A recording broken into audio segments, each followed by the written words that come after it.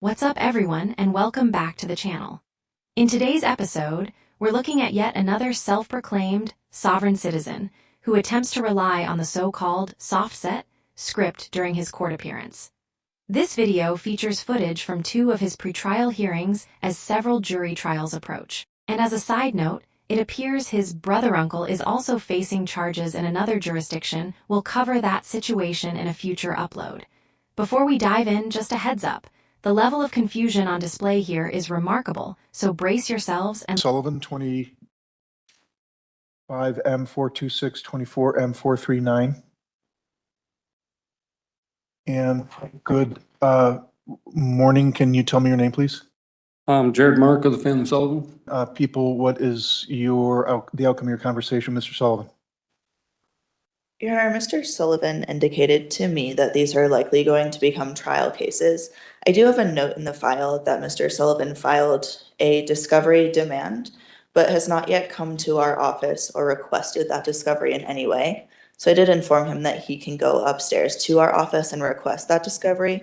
I also offered to provide the Larimer County website where you can make a discovery request, but he did not want that website written down for him. So I've instructed him up to the second floor to request that discovery after this court date. Okay. Mr. Sullivan, what are you asking the court to do today?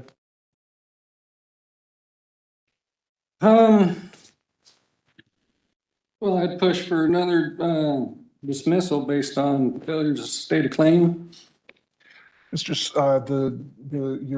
Your motion to dismiss is settled, and I will no longer be considering any more motions based on the grounds you previously asserted.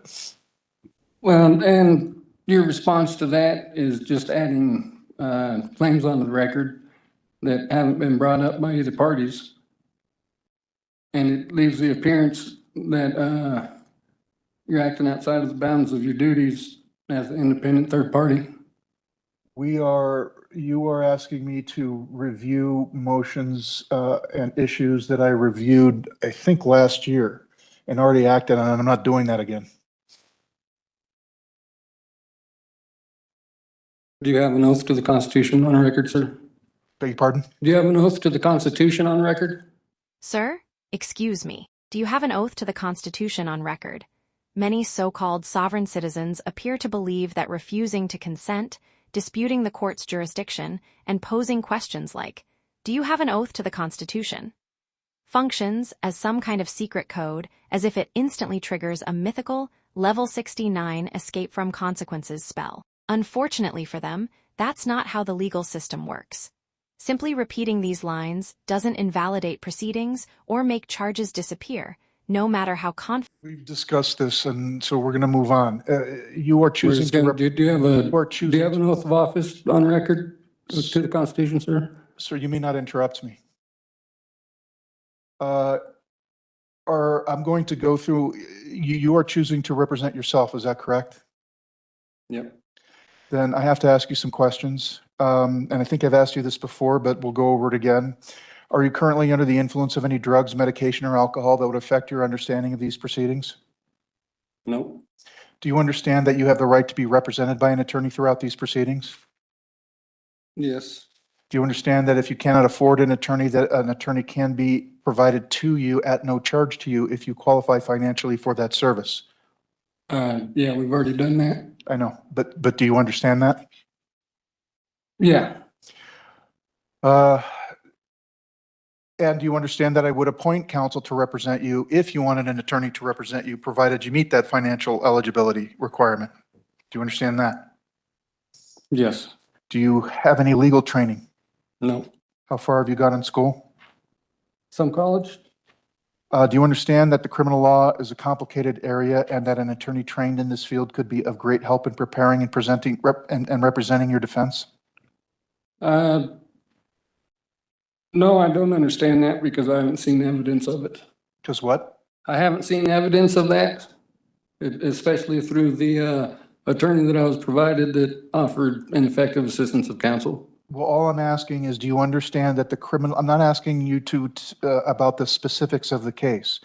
Generally, do you understand that criminal law is a complicated area and that an attorney trained in this field could be of great help in preparing and presenting your defense? In theory, yes. Do you understand that you will be held to the same rules and laws as an attorney would, even though you do not have the same training and qualifications of an attorney? No. You don't understand that? I will explain it. You will be held to the same rules and laws as an attorney, even though you don't have the same training and qualifications. For example, the district attorney just discussed discovery. An attorney who is trained and qualified knows that they have to make a request to the district attorney to disclose the discovery. The district attorney doesn't just automatically provide it. Once they get that request, they will provide what they're required to provide under Rule 16 of the Colorado Rules of Criminal Procedure. The district attorney has said that you have not made that request yet. So that would be an example. So if you came back at trial and told me they never gave you discovery, then I would hold you to the same rules and laws as an attorney would be held to, which is that if you didn't request it, then that's on you, not them. So that's an example of you being held to the same rules and laws as an attorney would, even though you do not have the same training and qualifications as an attorney. So do you understand that? I don't, because my attorney, the ineffective assistance of counsel that was provided by the court, had already requested that discovery. And I keep filing the same discovery requests because they refuse to release it. Exculpatory evidence. So I'm not, again, asking you, I just used an example from your case to illustrate the general idea. The general idea is, do you understand you will be held to the same rules and laws as an attorney would, even though you do not have the same training and qualifications as an attorney? Sure. Keep that statement in mind, because the judge has already made it clear that since he's chosen to represent himself, he will be held to the same standards as a licensed attorney. That warning is important, especially considering that later in the video, he'll start arguing that he's at a disadvantage, despite having been told up front what would be expected of him. The court will find that decision is knowingly and voluntarily made. So in 25M426, what is your plea to obstructing a peace officer, guilty or, well, actually, I should probably have the people recite the last offer communicated to Mr. Sullivan on one or both of these cases if it's a global offer. Yes, Your Honor. In 24M439, the last offer was to plead to original count 1, no proof of insurance with a $500 fine and 4 points against the DMV. In 25M426, the last offer was to plead guilty to original count 1, obstructing with 6 months of unsupervised probation and ISAE discovering better choices class within 5 months, 16 hours of UPS within 5 months, and to remain law-abiding. Both of those offers are now revoked. Well, we'll get there in a minute. So in 24M439, if the plea of guilty is to count 1, does that, am I correct in inferring the offer contemplates dismissal of the remaining counts? Yes, Your Honor, I apologize. Mr. Sullivan, did you hear what the district attorney just communicated? Yes. If you enter a plea of not guilty, all of the, you will be communicating to the district attorney, you would not accept that offer.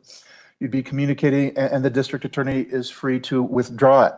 And if they choose to withdraw it, they may choose not to put any new proposals on the table for a resolution of either case, which may leave the trial that I set as a result of your not guilty plea as being the only way to resolve the cases.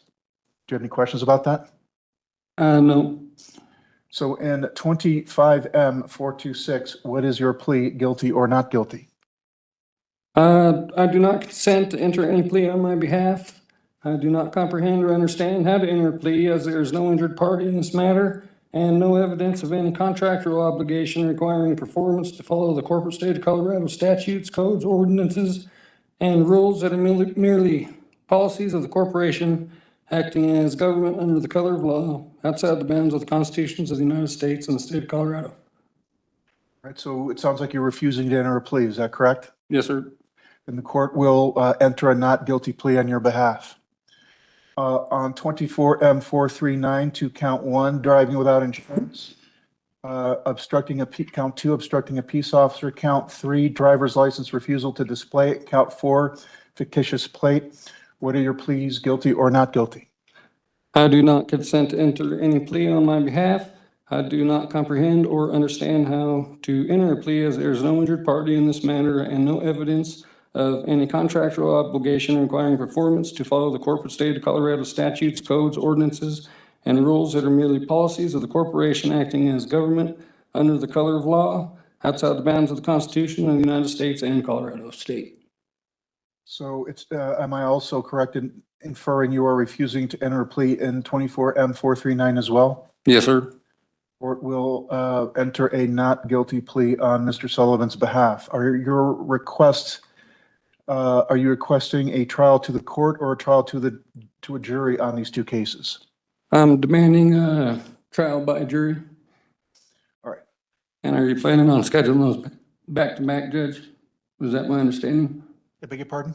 Are these trials scheduled back-to-back? Right. So if one will go and the other one will get continued. Okay.